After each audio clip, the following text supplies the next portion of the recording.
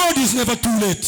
Mungu hajawahi chelewa. God is never too late. Mungu hajawahi chelewa. Man shall be late. Watu watachelewa. Man shall be late. Watu watachelewa. I was telling my wife, nilikuwa namwambia mke wangu, God is never too late. Mungu hajawahi chelewa. We are the big church. Sisi ni kanisa kubwa. We had a big church. Tuna kanisa kubwa. We had. Tulikuwa na kanisa kubwa. Yes. We left it. Tuliliacha. Then we said we are going to Kitwe. Tukasema tunaenda Kitwe. No family. Hatuna familia. No friends. Hakuna rafiki. When we entered Kitwe, tulipoingia Kitwe, all demons were looking at us. Mapepo yote yalikuwa yanatuangalia. I started becoming sick. Nikaanza kuumwa.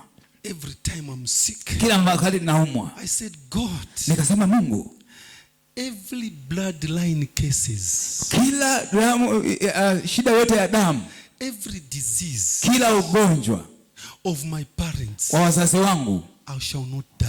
Sitakufa kwa huo. Why? Kwa nini? Because the Bible is saying, kwa sababu Biblia inasema, Galatians chapter 3 verse 13, Wagalatia sura ya 13 sura 18 verse 14, sura wa 14, Christ has redeemed us from the cases of the law. Yesu ametuokoa kutoka kwenye laana za familia. He became a case so that I may be blessed.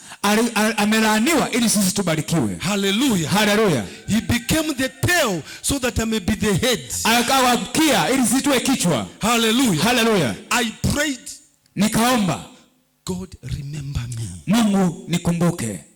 I have not come here to die. Sijaja hapa kufa. And I will not die young. Na sitakufa hapa nikiwa kijana. If there is somebody here, kama kuna mtu hapa who is thinking that maybe he or she will die, anayefikiria kwamba wao hakika atakufa because of the disease the parents died of, kwa sababu ya magonjwa ambayo wazazi walikufa, I came to announce to that sickness, nimekuja kumtangazia huo ugonjwa, leave that brother, mwache huyo mtu, leave that sister, mwache huyo dada, let others die, wacha wengine wafe. You shall not die.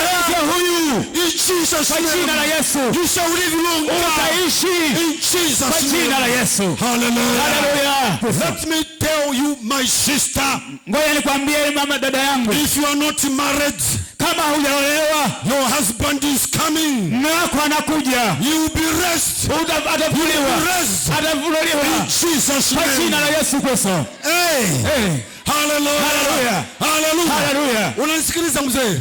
Do you hear? Unaniangalia sana. Everything shall be raised. Kila kitu kitafufuka. Everything shall be raised. Kila kitu kitafufuka. God will touch your body. Mungu God will touch your soul. atashika roho God will yako. touch your spirit. Ataguza wewe In Jesus kwa jina name. la Yesu Kristo. Hallelujah. Hallelujah. Everything that is dead. Kila kilichokufa.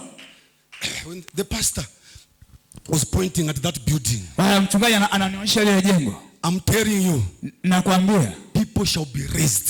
Watu watafufuliwa from the dead. Kutoka kwa wafu. They will enter in that place. Wataingia kwenye ile kanisa. They will enter. Wataingia Tukuyu hii and surrounding villages. Kuzunguka eneo hili. They will be raised. Watafunuliwa in Jesus kwa jina la Yesu Kristo. Hallelujah. Hallelujah.